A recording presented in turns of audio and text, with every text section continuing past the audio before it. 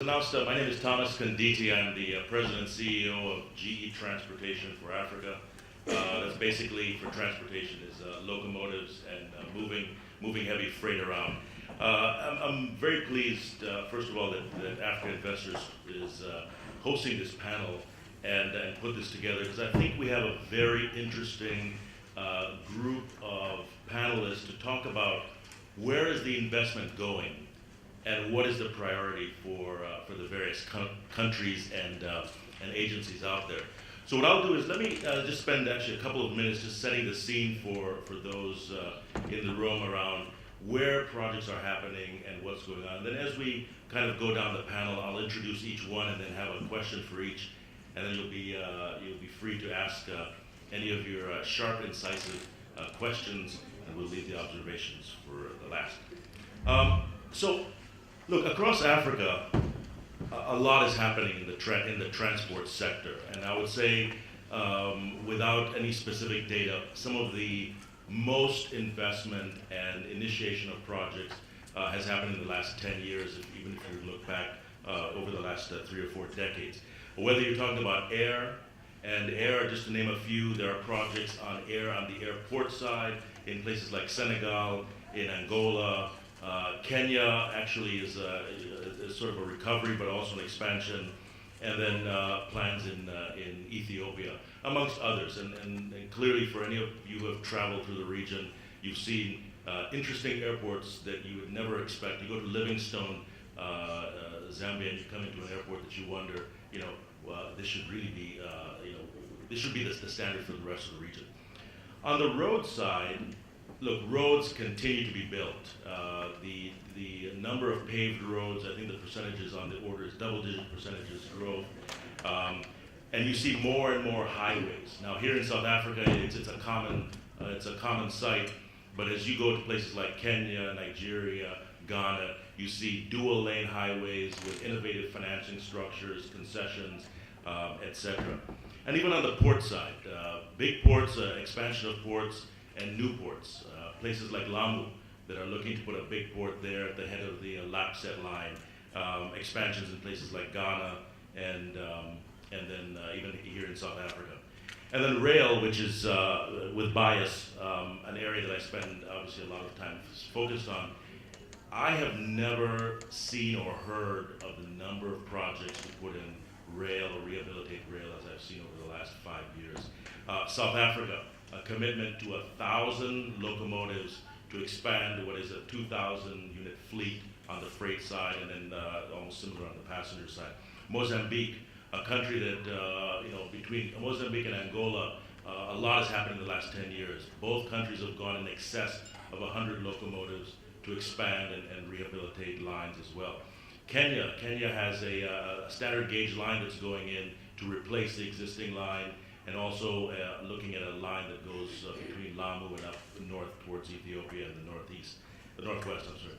And then Tanzania just announced over the weekend a $8 billion project to connect Dar es Salaam with Burundi. These are just not things that you heard 5 and 10 years ago, or if you heard them, it was really sort of a one-time shot and there was no money. Today, a lot of funding behind it. Some of those funds financing is really driven by, I think a big player in the rail space, in the transport space, China. China has committed to over $45 billion only on the rail side. And that's going all the way from east to west and north to south. And then you see new players, sovereign wealth funds, project developers, private capital, all going in. So with that backdrop of all of this, I think, exciting investment opportunity, investment space, and movement. Let me switch now to our panelists, and first I would like to introduce and bring on here from South Africa, Chris Labisa, the DGG or Deputy Director General of Roads Transport. South Africa, so those of us who fly in from Kenya and other places, one of the reasons we fly in is so we can drive, just to enjoy the acting CS of transport is here, so I won't say anything about Kenya roads. But we enjoy South Africa roads. Malawian roots. Malawian roots. Well, even better. But you know, there's a lot of investment opportunities out there.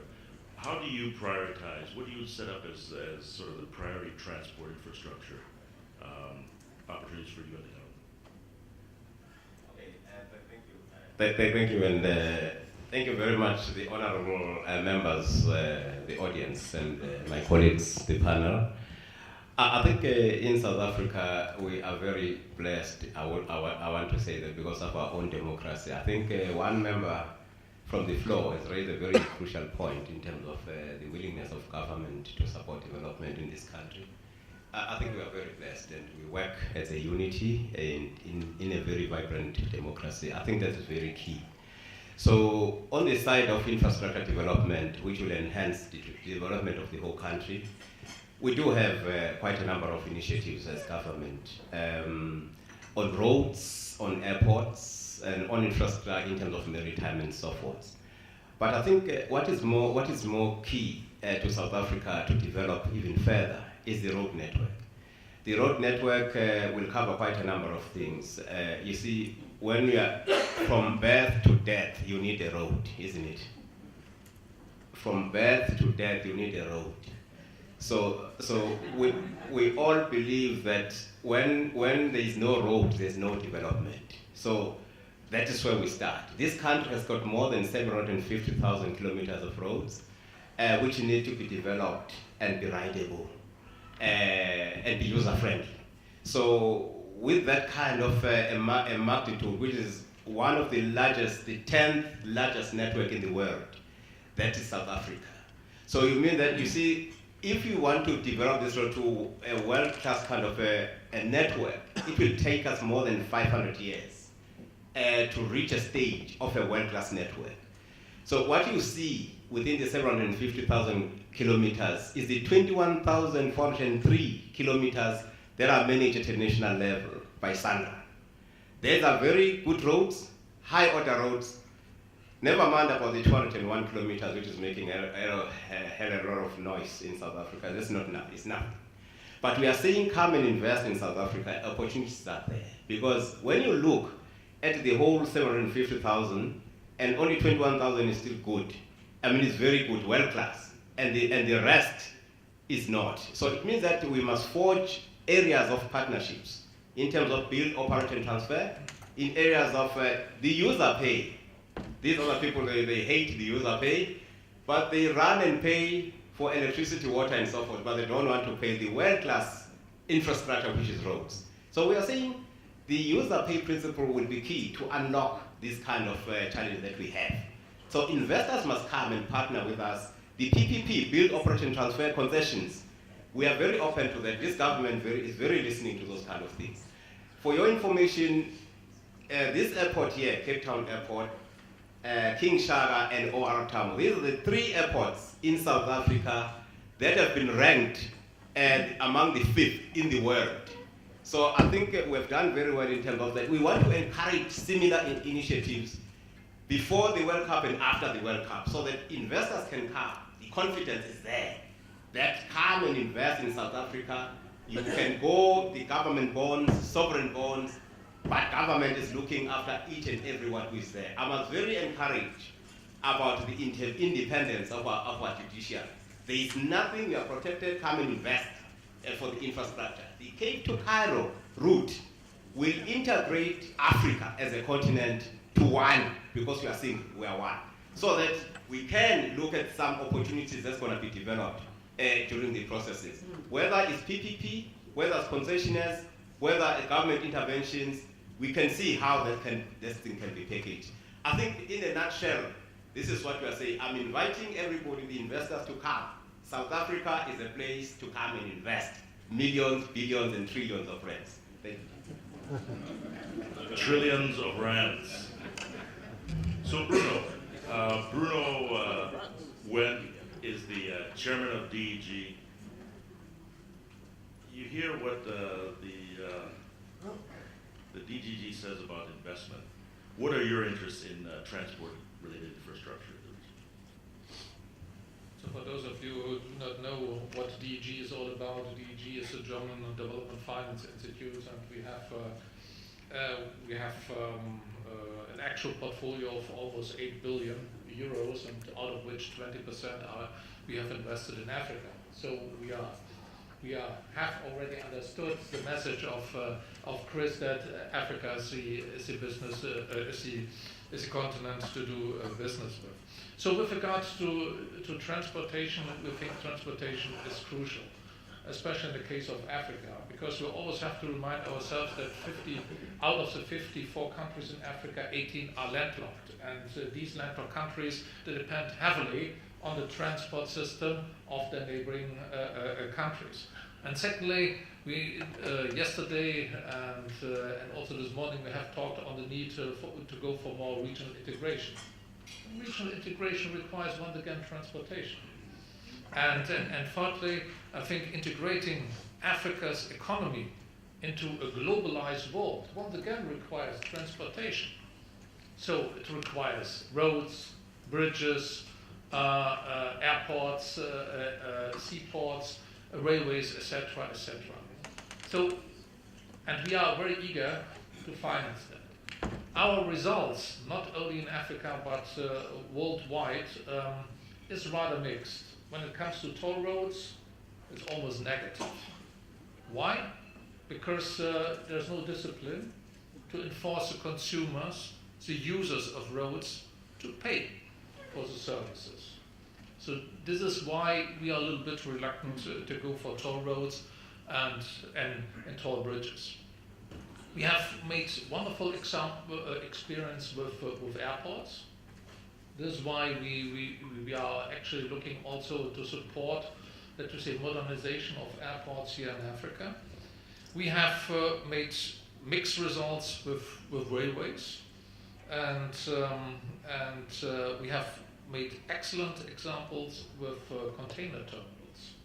So helping also to use not only the investment of the private sector, but also the experience of private sector, the expertise of private sector to provide handling of containers in a more efficient way. To give you two examples where we are in here in Africa, we have provided a large senior loan to a container terminal in Lomé in Togo, and we have an equity stake in the Rift Valley Railway between Mombasa and Kampala. And I have two remarks. One is transboundary transport is extremely difficult from a private sector perspective. Why? Because there is a lack of rule of law, there's a lack of regulatory framework, and there's also a lack of, let me say, institutions who can handle that. And so I strongly believe that the regional economic communities can play a crucial role in creating this policy environment, which is then also useful and necessary to attract the private sector into transboundary transport. And the second point I would like to make is that quite often governments completely neglect that it's not sufficient simply to provide road infrastructure. They have also to provide or to change border procedures. For example, we have invested in a logistic company in Tanzania. They run more than 160 trucks, and these trucks are being controlled by satellite. So you can see on the screen where the trucks are going. And most of the time they are standing, not for hours, for days, and border posts and so on.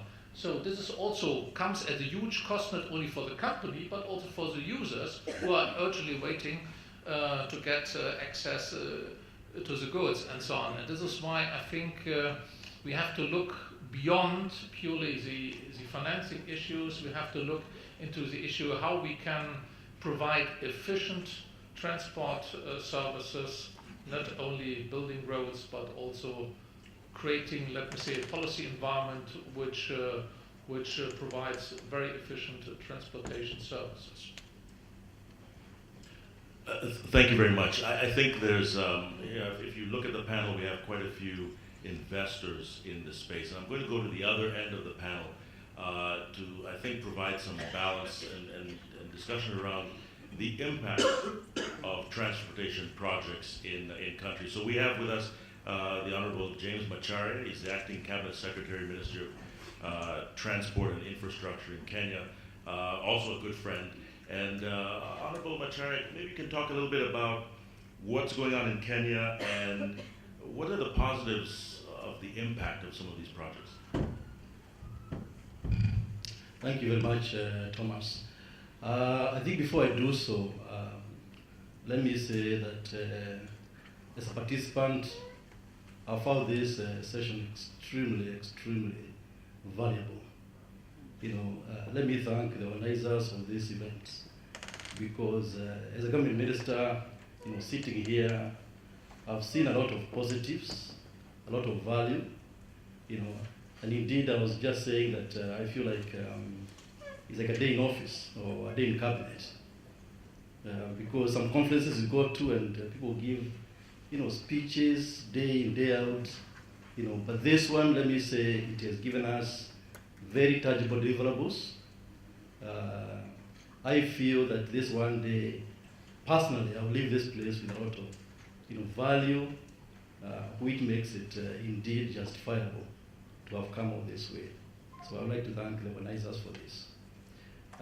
Let me also say that as a government minister, what I can really say is the kind of impact these regional projects, have on governments and countries. I know individual officers have talked about individual projects, individual, deals which have happened, transactions. But to me, I can just summarize in terms of the impact these regional projects are having. And I emphasize regional because I don't think in Africa there are many deals which are big enough within individual countries. I think we even heard from our colleague from Netherlands. He said that even in Europe, there is not a single big project within the country itself. And so for Africa, it's even more prominent and more important to look at these deals on a trans-border basis. In terms of the impact, to me, I have to look at it in terms of GDP. And some of the projects which have been discussed today, like Kasuku today discussed about lapsets. That particular project, the impact on GDP, initially it will be about 3%. By the time it's completed, it will go to up to 7%. One project alone, having an impact of 7% on GDP. So as a country, we have to have extreme value. We have to have extreme focus to make sure that these projects actually do succeed. Secondly, these kind of projects, they open up areas which are marginalized. You find, for example, if you take the two big projects in Kenya, which is Lamu Port, South Sudan, Ethiopia Transit Corridor. It goes across many countries. Some of the areas they do pass, they are very marginalized. And that's why you hear sometimes there are security issues in Kenya. Because some of those areas are marginalized, they never seen development, and as a result, you find that there is a lot of insecurity. We believe with this kind of projects, it will open up these areas and make sure that those people get employed, they get busy, and some of the issues we had in the past about security, they do go away. The other major issue, major impact is about these kind of projects have multi-sectoral impact. You find, for example, that railway which Thomas was talking about. It actually touches on about 7 ministries. So as a government, it helps to consolidate the way we operate. 7 ministries, environment, lands, attorney general, name it. We are all part of this SGR, almost half of the cabinet. So it helps a lot in terms of consolidation, the way we do things. Then, even more important, it helps us create this kind of dialogue with the private sector. And that's why we are here today. If we didn't have these kind of projects, there would be no opportunity to discuss us as government, as you, as a private sector. That, and possibly most important, if you look some of the areas they go through, they have gone through geopolitical instability. The Horn of Africa, you know about Southern Sudan, other areas which, as you know, historically have had issues. I think by opening up and making sure that we have these projects which touch on each country, even countries which are landlocked, they see themselves having opportunity to deal with the outside world. In the Horn of Africa, for example, some countries have gone to war. I think it was Eritrea and Ethiopia, just to have access to the sea. Now, to have this project which Kasuku mentioned, which is LAPSET, it touches on Lamu Port, but go through countries which were previously landlocked. And therefore, those countries now can see themselves having an interface with the global community. And therefore, it helps to ease tensions and help in terms of making sure that these countries in these regions remain united and peaceful. Lastly, but not least, because of the size of these projects, it allows large investors like yourselves to come to the table. If you have small projects, the likes of General Electric, where Thomas works, you won't be interested in coming to East Africa. These big sovereign funds will not be interested. But if we have these regional projects which cover, say, 2, 3, 4 countries, then those economies of scale allow large investors like yourself to come on board. And therefore, we really have to emphasize the regional approach, whether it's in the transport sector, energy sector, ICT, even health sector. Because one thing I didn't say is that whereas I'm acting cabinet secretary, cabinet minister for transport and infrastructure, I'm actually the substantive minister for health. And because of the kind of projects we have in all sectors in the country, you find that the larger they are, the likelihood we have of bringing on board large investors like yourself. Let me close by saying there are a few projects which I need to mention, which may be of interest to you. I think Kasuku did talk about LAPSET, which I think he explained in detail. We also have what we call the Roads Annuity Program. What we realize as a country is that if we are to do our roads, we shall not go to do it in the next 2 or 3 decades. Number one, because we don't have the money.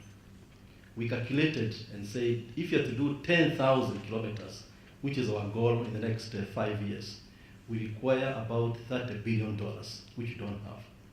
But the private sector, the private funds, pension funds, that money is out there. We have told our pension funds back home, we do not want them to do, we want them to stop doing skyscrapers, because that's not their business. That's the business of private sector investors. We want them to invest in infrastructure projects, because that's what gives a country a long-term sustained development. And so for you, I would like to welcome you to this program, which we call a Youth Program. And what it is, without going into too much detail, is that we like the roads construction to be transferred to the private sector. We set up a fund through this annuity, where we shall put money to guarantee or to hedge your investment. And if you come, you find that you do the design, you do the maintenance. As a result, you can factor profit margin over and above the normal rates which are charged by contractors. And with that, I think we have a very, very strong business model to work together as partners.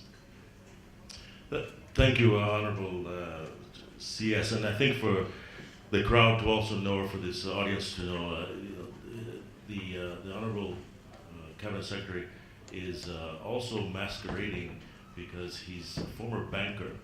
So all of the investment discussions around transportation and health are really tinged with a solid financial model that it really helps to have that mindset in when dealing with those projects. So thank you very much. Let me move now to RMB. Werner van Oudenhoef is the head of infrastructure finance, and from a project finance standpoint, Werner, what does RMB look at? I know you're very aggressive in looking around the region and out of South Africa. But share some examples for us of what you're looking at. Thanks, Thomas. So it's interesting, in project finance, these deals always take years and there's piles of documentation at the end and there's hours and hours spent, but I think you can probably distill it down to a couple of key ingredients that lenders look for, and I guess as RMB, there are a couple of key ingredients which I think would be the same for most lenders and most commercial lenders. Probably the two most important for us are an enabling regulatory environment or framework, and secondly, ensuring that the right sponsors are involved in the project. And I'll put a bit of flavour and context around those two. It's important to recognise that these projects are key strategic assets of the government. For example, so if things go wrong, it's not like the shells or lenders can take the road back or the rail back. It really is a government asset. So it's very important in our view that government is very clear and very firm in terms of the service obligations and the levels of service and the risks that it wants to transfer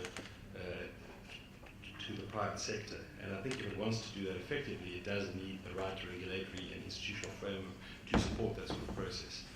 I think on the other side, clearly the private sector, there are certain circumstances in these projects where there are contingent liabilities against government, and clearly the private sector wants that regulatory framework in place so it can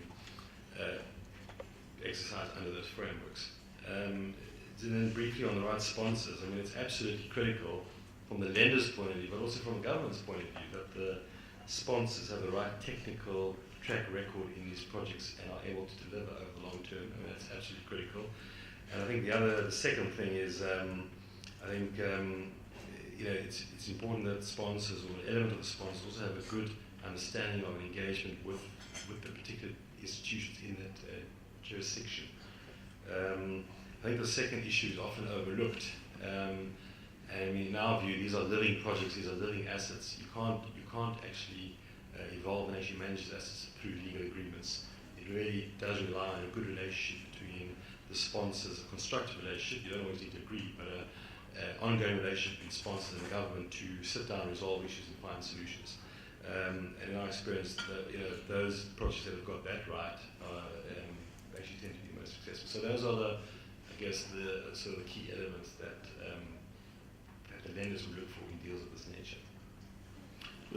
Thank you very much, Vernon. I think maybe to come at it from a non-commercial but still a powerful force in infrastructure investment.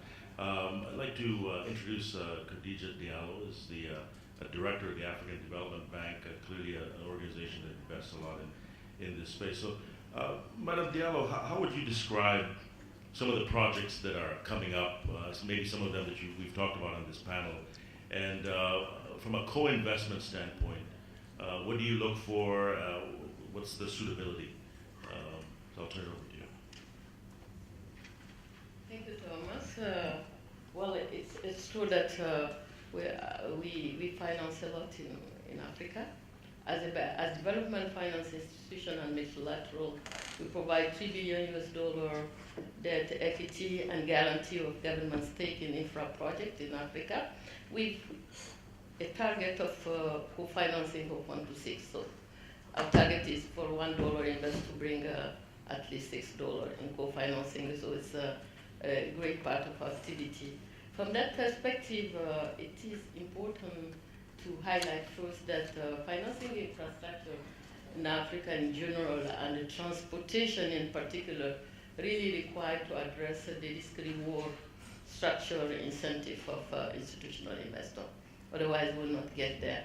And this, from this perspective, I would like to give 3 salient features of transportation investment in Africa before highlighting the opportunity that we see and where we want those in this room to come with us as a lead DFI. First, they have 3 characteristics in transportation. First, they are very sensitive asset class, meaning that you have a larger stakeholder that you will not find in power, like defense, security, custom, for port and so forth. They have a larger footprint in terms of community involved, and then national stakeholder, civil society, etc. And then the government obligation, and this is very important. And one of the previous panelists indicated credit enhancement, and that's where it comes for government obligation in certain type of infrastructure. What that means that transportation projects are complex, they difficult to structure, and long tenure. And this long tenure feature make that commercial banks, as part of investor, are not interested in going to 10, 20 years. And for Transnet, for example, for my colleagues that precede me, we have 20 years loan. That is not where people will go, but we have to do that. Having said that, I would like, in terms of opportunity for future business and future investor, to segregate transportation in three categories. There is category A, which is a high yield, high return, high impact investment. These are ports in general. And this is really a good niches for investor, because most of the African ports are, 80% of traffic goes through port, and most of the African ports, they're obsolete for the type of vessel that are coming in Africa and involved in this business. And then they need to be reshaped, they need to be upgraded, and it is a really good opportunity because the returns are very high and so forth. The second category are the medium yield, medium impact type of investment. These are airports. And these type of assets to be financed require a lot of structuring.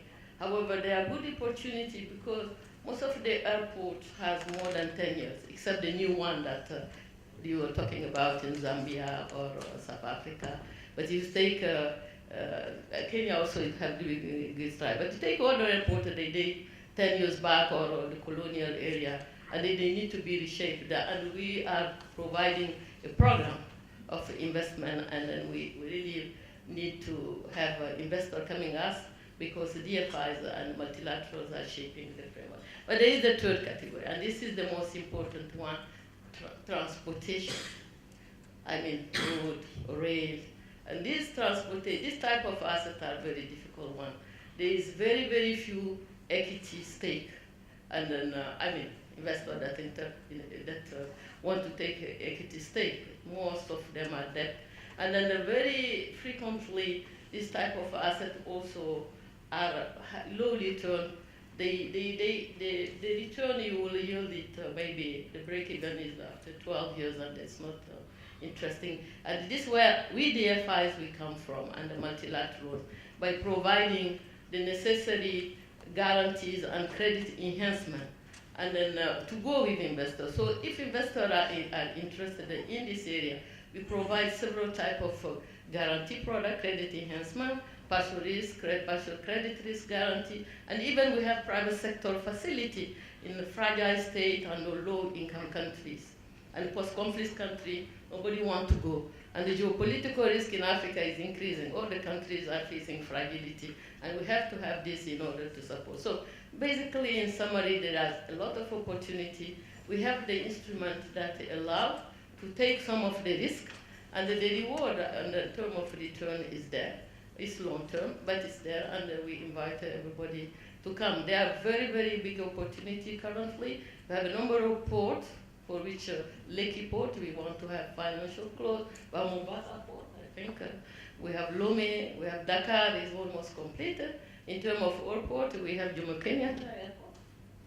Expansion, we have Ghana Airport, etc., and a lot of integrated transport, rail and road, like the Nakala corridor and so forth. I stop here, but there's a lot of opportunity. I can talk long and long about it. Thank you very much. Thank you, Madam Diallo. So a view from a DFI that is in a number of different projects. You heard ports in order, sort of ports, airports, and then my favorite, rail and roads, where it really does make sense to have long-term view.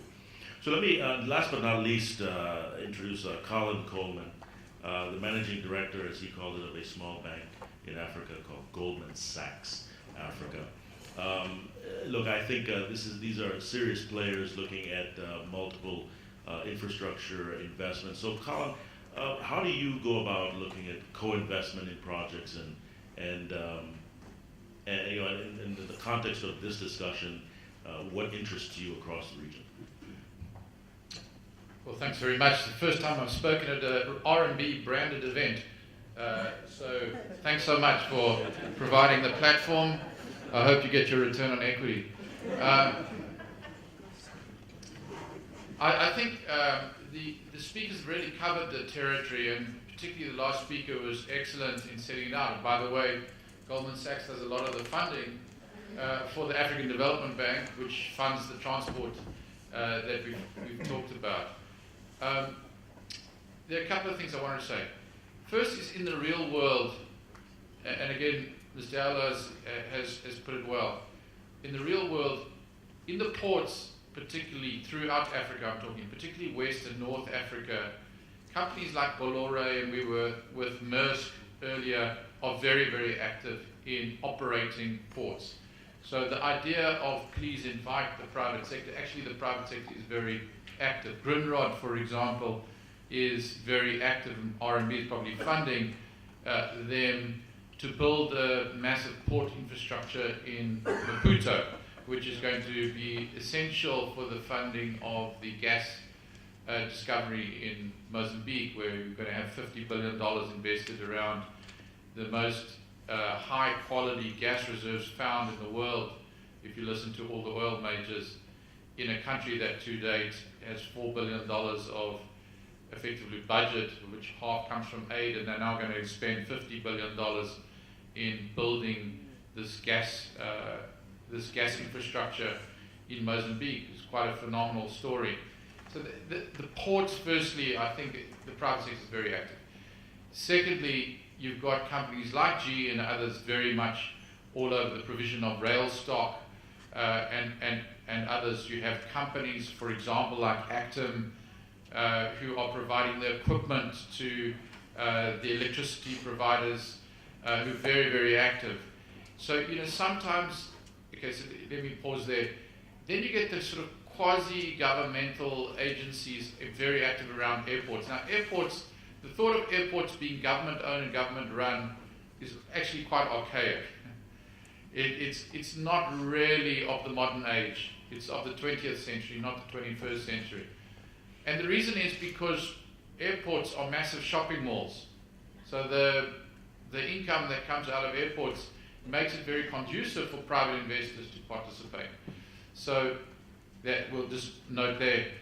But the Chinese are all over. If you go to Mauritius, you go to Gabon, you go to various places. I've been Ethiopia. The Chinese have built all the airports. And they do it as a sort of entry ticket into these economies, and they're very involved in the stadiums. And so when you go to Gabon, you land at the Chinese airport, you go to the Chinese stadium, the meetings in the Chinese stadium. You know, that's the real world. And then obviously we have the history of toll roads, particularly in urban centres like in South Africa, where you've actually had private toll road being built, operated by private consortiums. In this case, the N1 and I think it's the N4 have both been built and operated by the private sector. That was in a particular time post the Mandela administration, or in the Mandela administration, when you had a particular minister and a director general who wanted to drive hard private sector participation. It's not easy because you really have to be very contractually clear about what you're doing, but that's a historic example, you know, where private equity, private debt was provided for the project. It's built, it's operated, and our DGG will tell you it's going quite well. These are not the toll roads that we're having the problems with in South Africa. It's the toll roads that have historically worked and worked quite well. So this is, in terms of transport reality, where it is. And again, the ADB pointed out, there's a certain subsection where it's very difficult. If you've got large roads that have no particular revenue attached to them, or large railway lines that have no particular revenue attached to them, that is going to be macroeconomically funded. And that's where the rub comes. The rub comes when countries cannot afford to build essential infrastructure which is effectively part of kickstarting economic growth in those countries. And they can't do it because the private sector, none of us are going to fund them. It's got to come out of, we'll do the sovereign bonds, you know, and there have been a lot of sovereign bonds in Africa, and it's a good thing. But the fact is those countries have to make a call as to where they're putting their money. And that is for a country like South Africa, which is growing, you know, under the 20-year growth trend. We should be growing at 3%, we're growing at 1.5% to 2%. And so the constraints on spending money mean we have to make choices.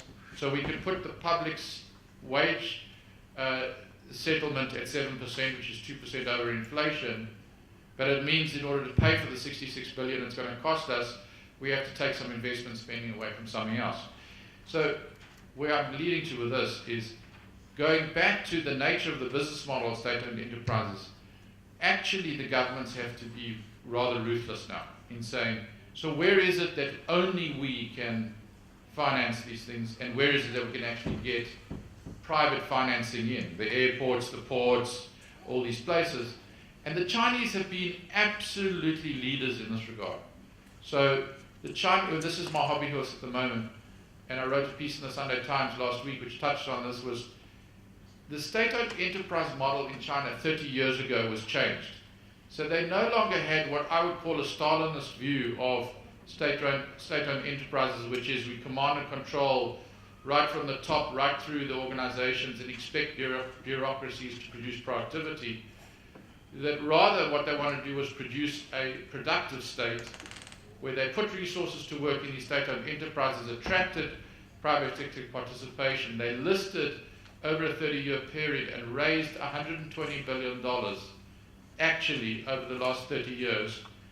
They listed minority stakes in these companies, so they kept majority control. The Chinese Communist Party had majority control of these enterprises, and the performance of these entities has far outstripped. Why? Because they effectively run on publicly listed company governance principles. On a quarterly basis, they have to report their earnings. Private shareholders, minority shareholders, reward or punish the companies based on buy in and sell out, based on that performance.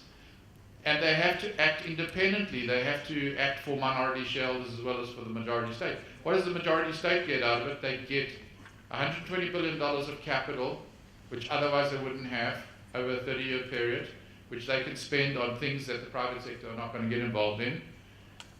They get much better management, incentivized management, clear governance principles, and they actually get infrastructure delivered transparently, and if things go wrong, they fire people because, you know what, if they don't get it done, it's not good for the government, but it's also not good for the minority shareholders.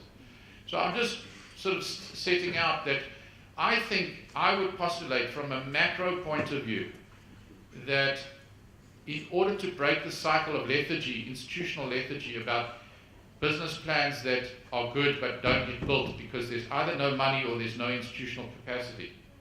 I'm not talking about South Africa, I'm talking about generally in African countries, that we can fast track things by changing the model and being a lot more aggressive in saying what is it that the public sector alone can do and where is it that the private sector is doing things and we can accelerate.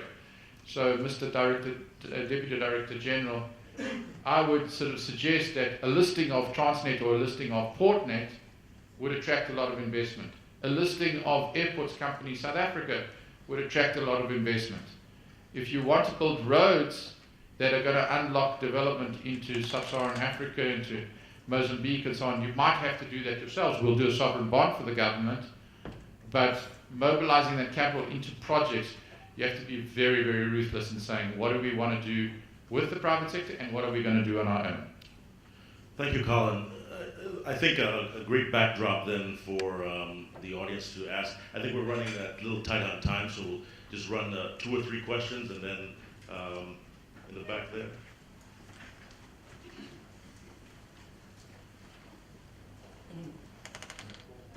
And please make it a question. Thank you. Well, just a comment that complements what the DDG said as well as the last speaker said. My name is Peter Williams. I'm a non-executive director of Transnet. I think yesterday after I identified myself as an attorney, there were quite a lot of comments, lawyer comments here. So I'll stick to being a member of Transnet. What I want to say is that the government is the sole shareholder of Transnet, and its dividend policy is not to take the profits, but to use that to further capitalize the company. Now, Transnet as a company has committed to invest 360 billion over the next 7 years. I think Thomas alluded to the fact that there's more than 1,000 locomotives that's been purchased. Last year, the contract was awarded. There's already been delivery of more than 100 locomotives. And I think what's quite good is that it's being assembled in South Africa, in Kuduspoort. So there's a big local content element to that multi-billion rand contract.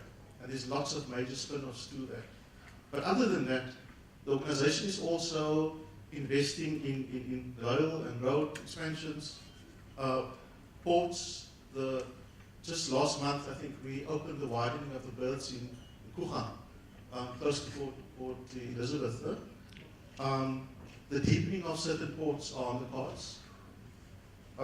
There's also major investments in Africa. Right now, we're busy with feasibility studies for rail to Swaziland, South Africa, Swaziland, as well as South Africa, Maputo. But what's happening in the company right now is that you'll see that certain major multi-billion contracts were awarded last year. There's actual delivery there now. What we intend to do is replicate the model in the rest of Africa as well. We've got an Africa strategy, and we're busy working. Can I just respectfully ask if we can just tighten to the question, and then we'll come to it. Maybe just the last comment that I think that's relevant is just the funding model. You'll find that 2/3 of our requirements are being self-funded. And if you look at the 300 odd billion, and about 1/3 of that will be going, will be approaching the markets for that, which shows our own commitment and seriousness of the government. But we are looking for opportunities in Africa. Thank you. So looking for opportunities in Africa, Transnet. Yes, Nicholas Mitsos from China Development Bank, Okay. based in Johannesburg. One thing I want to comment on is the scale of what's going on in sub-Saharan Africa. You know, the estimate is that 1.3 billion people will be out of the population in the next 35 years. 1 billion of them are probably going to be urbanized. That's think of a city of 5 million people. That's 200 cities of 5 million people have to be created in the next 35 years. So the scale is huge. But I want to get to the point about China specifically. CDB is the largest lender in Africa. It's bigger than World Bank and the DFI is all combined in the last 5 years. Our unit is the private equity division of CDB. We have, in the last 6 years, done close on $30 billion worth of investments in 80 projects in 34 countries. So we're very active.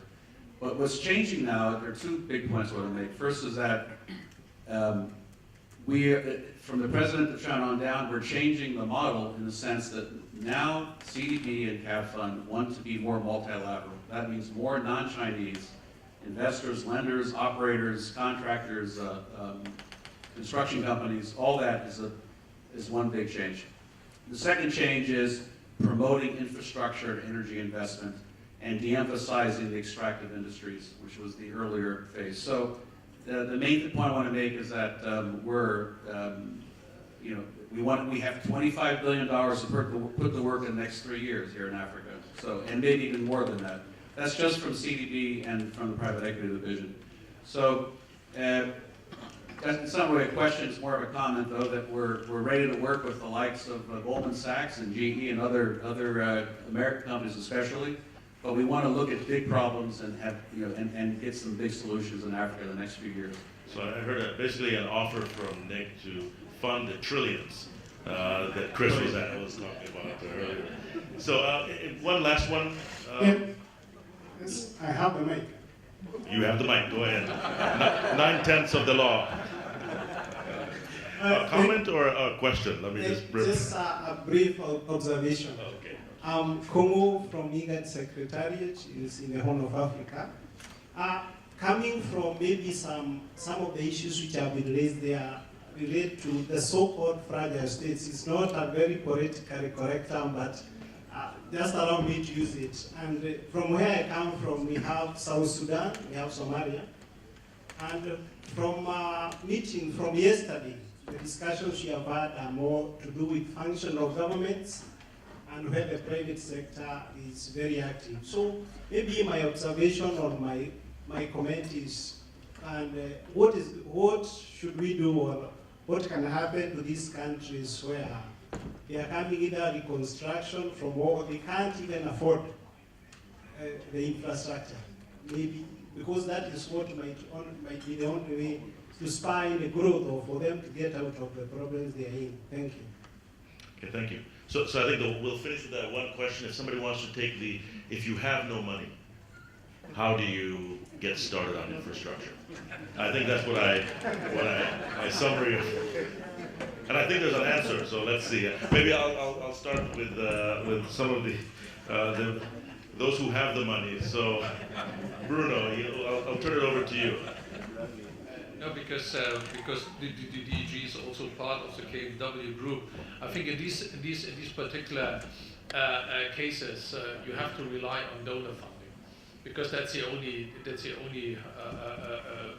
sustainable solution. Because the private sector, we need an investor, and it's difficult to imagine that a private investor is going to a country which is fragile, the fragile state, which is a post-conflict country, and so on, because he requires this regulatory framework, this rule of law, because he would like to invest in an environment, in a policy environment, in which he can expect that he will get his money back, and that he can also earn a decent rate of return.